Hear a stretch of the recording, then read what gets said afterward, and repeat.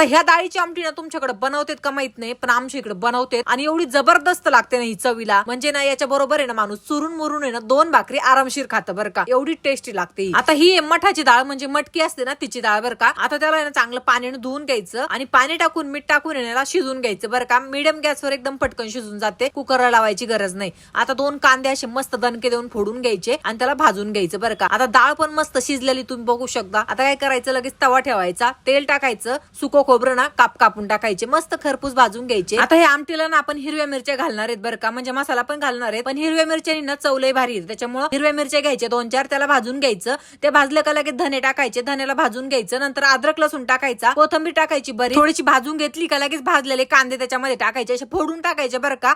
असं केलेली आतमध्ये पण चांगला कांदा भाजला जातो. थोडंसं तेल टाकून भाजून घ्यायचं याला. आता हे सगळं काढून ना थंड करून बारीक करून घ्यायचं. आता लगेच एक कढई ठेवायची गॅसवर, तेल टाकायचं. तेल गरम झाले का सुकं खोबरं आणि लसूण आहे ना असं कुटून घेतलेलं बरं का, याने स्वाद लय भारी येतो. आता आहे ना हे त्याच्यामध्ये टाकून द्यायचं. नंतर याच्यामध्ये कढीपत्त्याचे पानं टाकायचे. आता मसाल्यामध्ये ना मालवणी मसाला 1 चम्मच टाकला आणि हळद टाकली बरं का. चांगलं मिक्स करून आहे ना लगेच आपण बारीक करून घेतलेला मसाला तो त्याच्यामध्ये टाकून द्यायचा. थोडंसं मिक्स करून घ्यायचं, लगेच शिजलेली डाळ टाकून द्यायची त्याच्यामध्ये. चांगलं मिक्स करून याच्यामध्ये पाणी टाकायचं आपल्याला हवं तेवढं, म्हणजे खूप जास्त पण नाही बरं का, थोडीशी पातळाची आमटी चांगली लागते म्हणून म्हटलं. आता याच्यामध्ये मीठ टाकायचं, डाळ शिजताना पण मीठ टाकलं, त्याच्यामुळे ह्या वेळेस ना विचार करून टाकायचं, नाही तर करताना खारट. आणि आता याला चांगलं 7-8 मिनिटं बारीक गॅसवर उकळून द्यायचं बरं का. गॅस बंद करायचा, कोथिंबीर टाकायची आणि मस्त गरमागरम अशी ताटामध्ये वाढून घ्यायची खायला. आज ना माझ्याकडे भाकरीला पीठच नव्हतं, म्हणून मी ना चपाती बरोबर मस्त चुरून मुरून दाबून खाल्लं.